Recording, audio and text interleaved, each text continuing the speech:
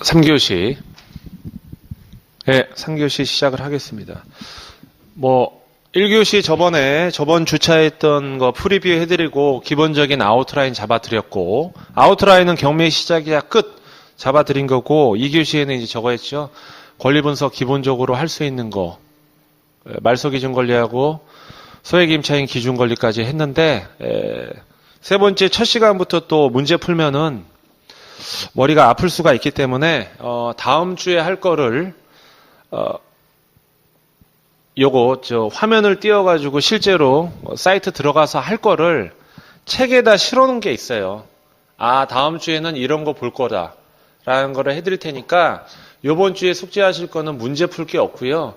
이 책에 나와 있는 사이트 있어요. 다음 주에 컴퓨터 켜가지고 하겠지만 시간 남으시면 집에서 이 사이트 한 번씩 방문을 해보세요.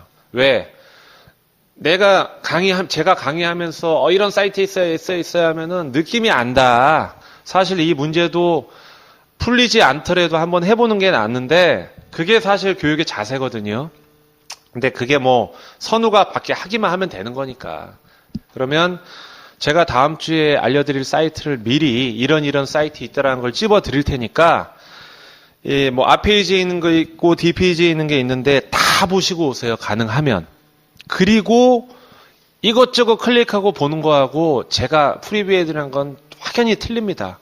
그리고 또 언제 보겠습니까? 자, 페이지 보시면 봐드릴게요. 일단 21페이지 한번 보시죠. 21페이지. 21페이지 보시면 20페이지 보시면 경매와 공매의 차이점 있죠? 요거는 지금 말씀 안 드릴 거예요. 이제 다음 주차에 말씀드릴 거고, 일단은 왜냐하면 이 표에 모든 해답이 다 있기 때문에 사이트를 보다 보면 궁금한 게 있거든요.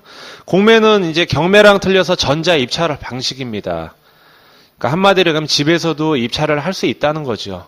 그리고 공매는 기간 입찰입니다. 경매처럼 매각기일이 딱 잡힌 게 아니고.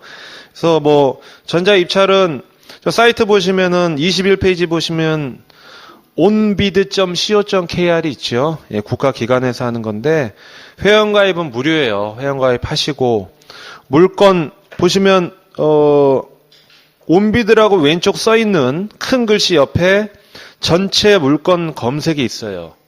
그 다음에 그 메뉴판 오른쪽에 보면 캠코 공매 물건, 그 다음에 입찰 결과 이런 게 있고요. 이 사이트 가면은 공매 절차에 대해서 상세하게 다 나와 있어요. 어떻게 하라. 회원 가입하시고 물건 검색하시고 전자 입찰을 할 수도 있어요. 결제만 안 하면 돼. 결제만. 전자 입찰을 하시려면 공인인증서가 있으셔야 되고 그 다음에 결제하기 전까지 하실 수 있고 나중에 요거 이제 최고가 매수인이 되면은 장소 선정을 해서 언제 와서 확인해라 하는 게 있는데 그 디테일한 것까지는 보실 필요 없고 요 사이트를 한번 가볍게 들어가 보세요. 그리고 사이트 안에 가면 공매 절차가 나와 있습니다. 보셔야 돼요.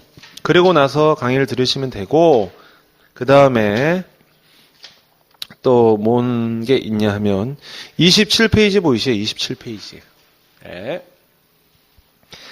당연히 봐야 되는 거 27페이지 보시면 대한민국 법원 경매 정보 사이트가 있습니다. 따로 있어요.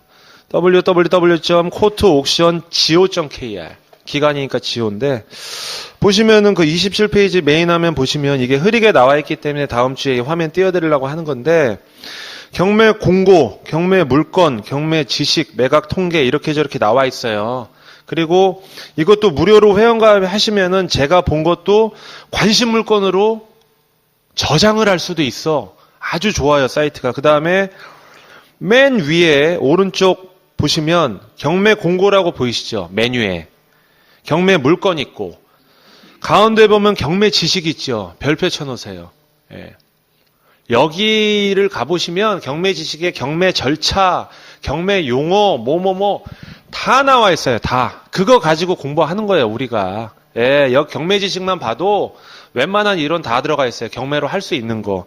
지식은 시간 나실 때 보시면 돼요. 근데 이제 거기 보면은 경매 뭐 용어 있는데 뭐 일일이 다 보실 필요는 없고 요 사이트에는 요런 걸로 되어 있고 내가 공부해야 될 거 도움받을 건 경매 지식에 이런 게 있구나. 경매 지식에는 경매 절차뿐만 아니고 낙찰 후에 강제 집행 절차 순서까지 싹 다 나와 있어요. 근데 그거는 지금 막 공부를 하라는 얘기가 아니고 이런 게 있다는 것만 알고 계시고 내가 입찰하고 하다 보면 사이트에 그런 게 있어요. 한번 확인해 보시라고 보시는 겁니다. 가운데 보시면 빠른 물건 검색 있죠? 급할 때는 이렇게 보시면 되고 자, 요 사이트 27페이지 지금 머릿속에 27페이지를 생각을 해 놓으세요. 27페이지 다시 돌아올 거니까 그러면은 31페이지 보겠습니다. 31페이지 보시면 매각 물건 명세서 있죠? 네? 다음 페이지 보면 감정평가서 있죠? 33페이지에 현황 조사서 있고 그 다음에 34페이지 보시면 사건 내역보기 있고 등기부등본은 거기 없지. 대법원 사이트에 없는데 사건 내역 보기까지 한 다음에 27페이지 다시 한번 와 보세요. 27페이지. 대법원 법원 경매 정보 사이트에 해당 물건 사건 번호 치면 뒤 페이지에 나와 있는 게 다 공시가 돼 있어요. 싹 다 공시가 돼 있고 매각 물건 명세서 같은 경우는 경매 정보지 뭐 굿옥션, 스피드옥션, 지지옥션, 태인경매 등등이 있는데 거기에 나와 있는 게 대법원 경매 정보 사이트에 있는 거를 백업을 해서 실어놓은 것 뿐이에요. 다른 정보가 아니고. 그렇지만 가끔이 아니고요. 예를 들어서 대법원 경매 정보 사이트에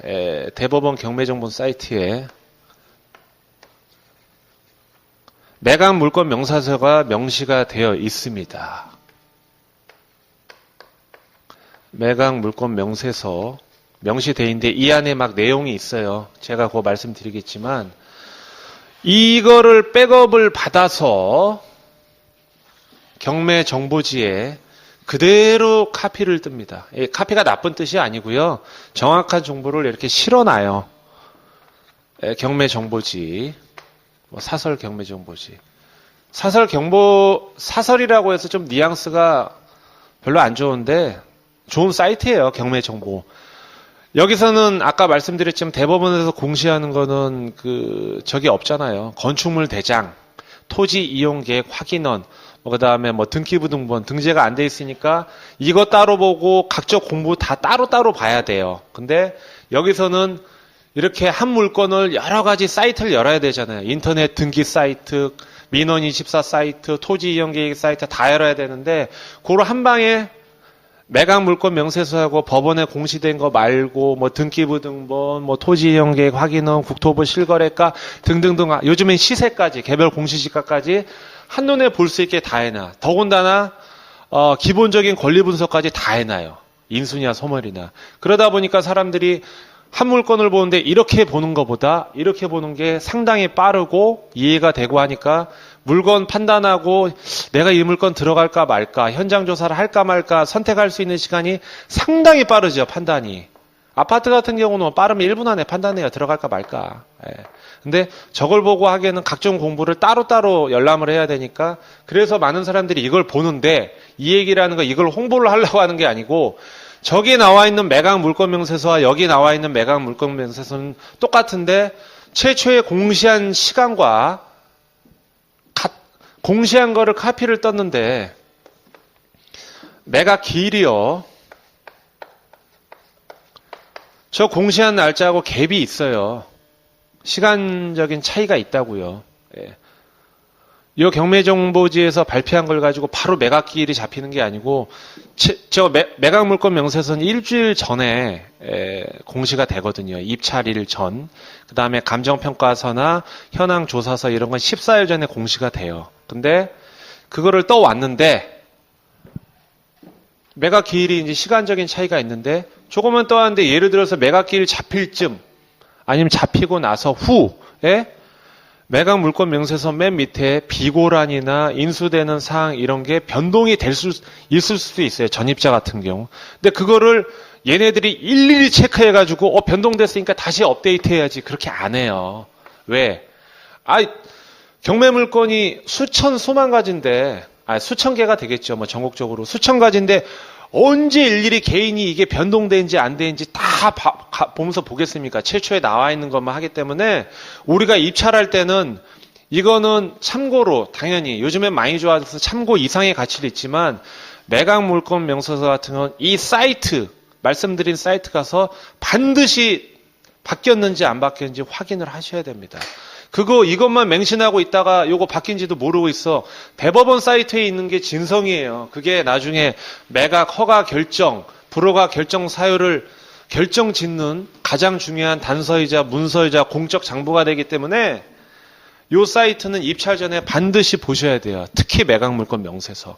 매각 물건 명세서는 반드시 보셔야 되기 때문에 평소에 물건 서치할 때는 경매 정보지로 보시지만 근데 사실 내가 경매를 업으로 하지 않으면요. 이 사이트에서도 메커니즘이 많이 좋아졌기 때문에 충분히 서치 가능해요. 서치 가능하고. 그 다음에 이제 뭐 제가 다니는 회사에서도 무료로 이렇게 회원가입해서 할 수 있는데, 그거는 이제 인터넷에 뭐 법원 경매 컨설팅 회사 치면 다 무료로 회원만 가입하면 다 물건 볼 수 있게 돼 있기 때문에 그거는 편하신 대로 하시면 되고, 그래서 이 사이트가 중요하다는 거. 여기는 동산물도 있어요. 여기 보시면은 가운데 빠른 물건 검색 밑에 보면은 뭐 아파트 빌라 어쩌고 저쩌고 있는데 자동차도 있고 다 있습니다. 뭐 선박도 있고 다 있으니까 확인해 보시면 되고요. 그 다음에 페이지 보시면은 31페이지 보시면 매각 물건 명세서 있잖아요. 31페이지 권리 분석의 기준 문서라고 나와 있잖아요. 이거는 제가 다음 시간에 물건 보면서 말씀드리겠습니다. 감정평가서 다음 페이지는 경매 물건의 금액 가치인데 이것도 얘네들이 어떻게 평가해서 공시하는지 물건보험서 알려드릴 거고, 현황 조사서는 집행관이 가서 현장 답사 내용을 기재한 거, 그 다음 페이지 34페이지에 있는 거 사건 내역 보기. 진행사항을 한눈에 파악하는 거예요. 요거는 이제 매각 물건 명세서에 들어가기 전에 사건 내용을 통괄적으로 한번 보는 것 뿐이고요. 35페이지는 등기부상 권리는 우리가 본인이 봐야겠지요. 표제부, 갑구, 을구.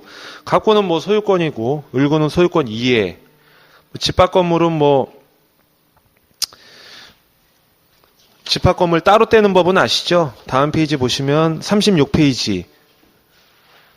내가 경매 정보지로 통합등기부 돼 있는 걸 본다 하더라도 현업에서 중개업을 하든 경매를 하든 일반인이든 이 사이트를 모르고는 말이 안 되죠.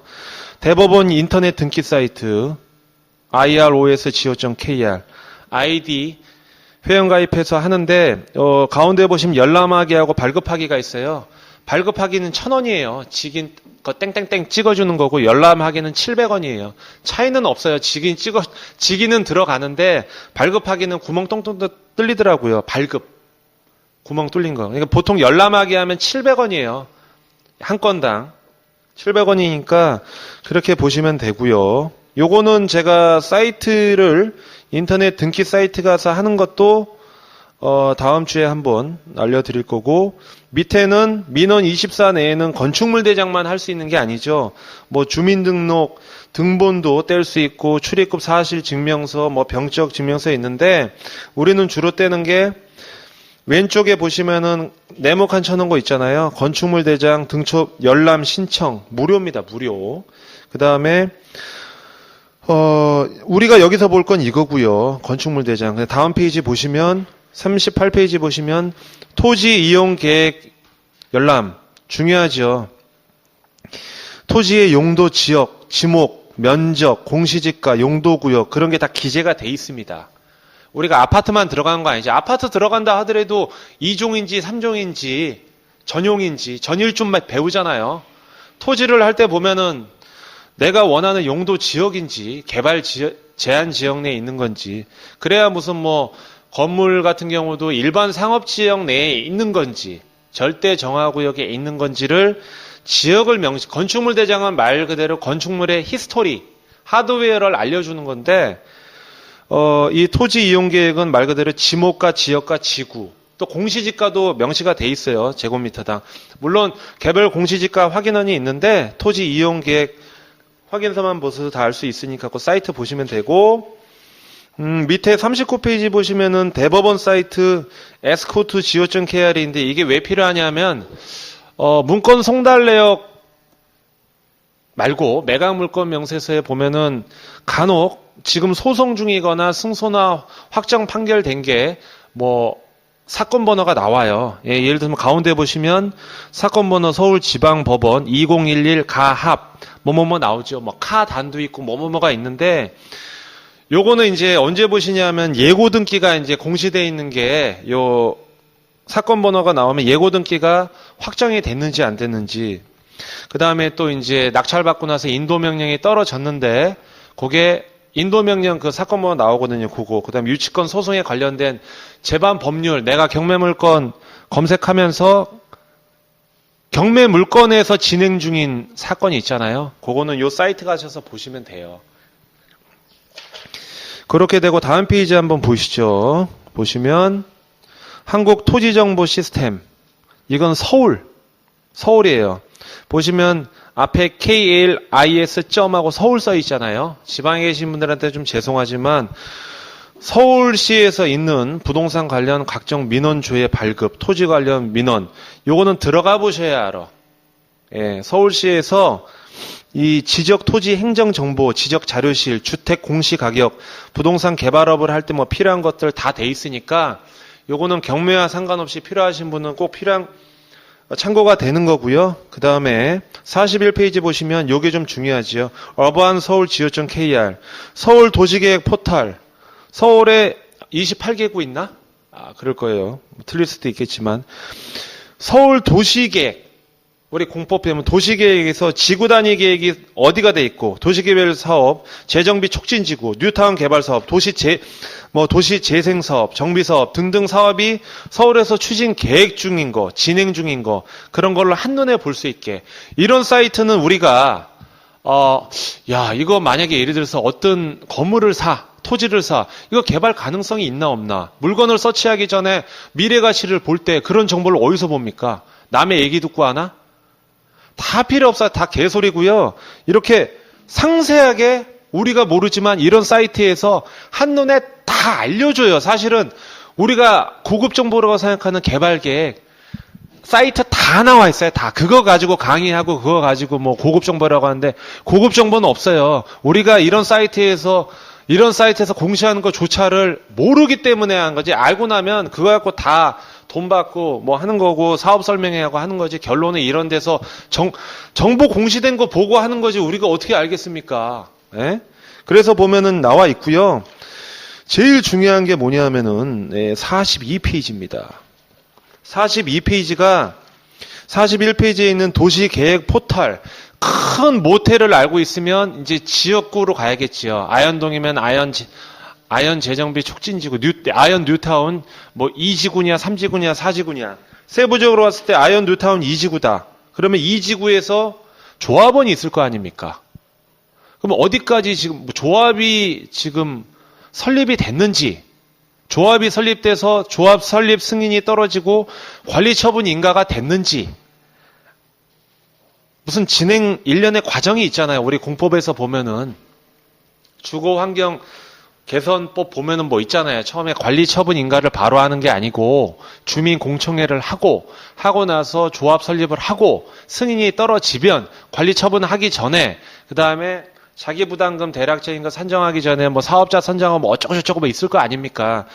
그런 거가 클리너 시스템에 나와 있어요. 예를 들면은 여기 써 있죠. 재개발, 재건축 등 정비사업 추진 과정을 뭐 투명하고 공정하게 서울시에서 구축한 사이트인데 정비사업 진행 절차가 다 나와 있어.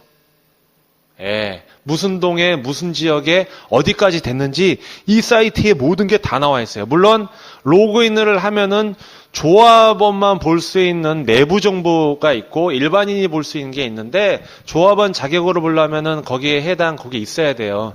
그건 아니지만은 지금 어디까지 진행되고 있는지까지는 일반인도 볼 수 있게 여기서 다 나와 있거든요.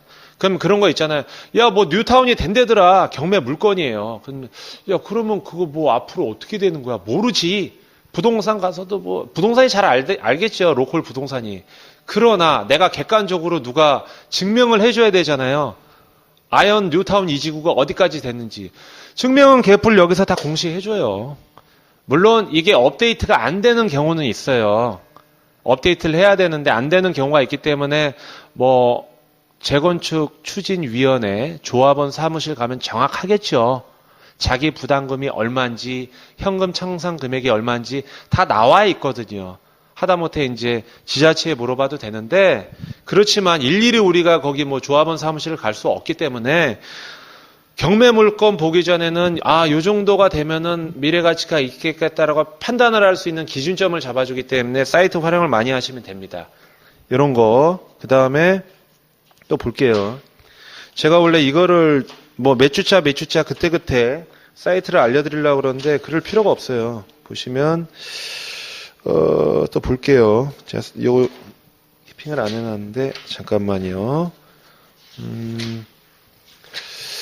잠시만요.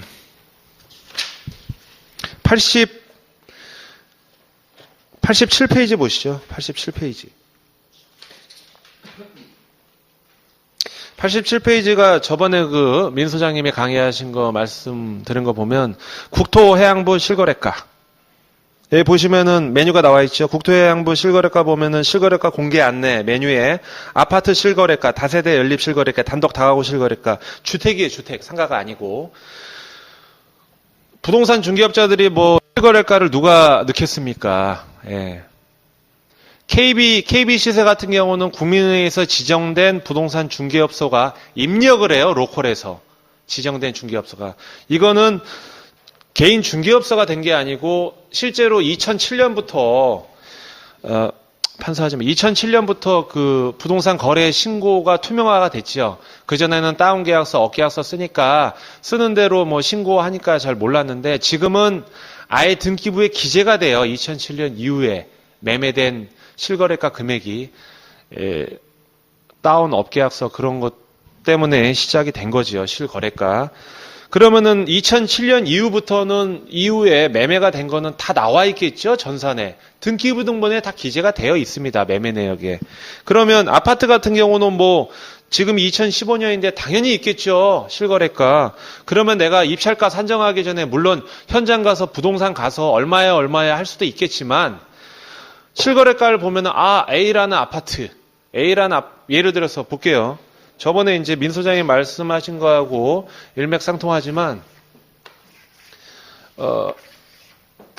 자, 아파트가 5,000세대가 있는 게 있습니다.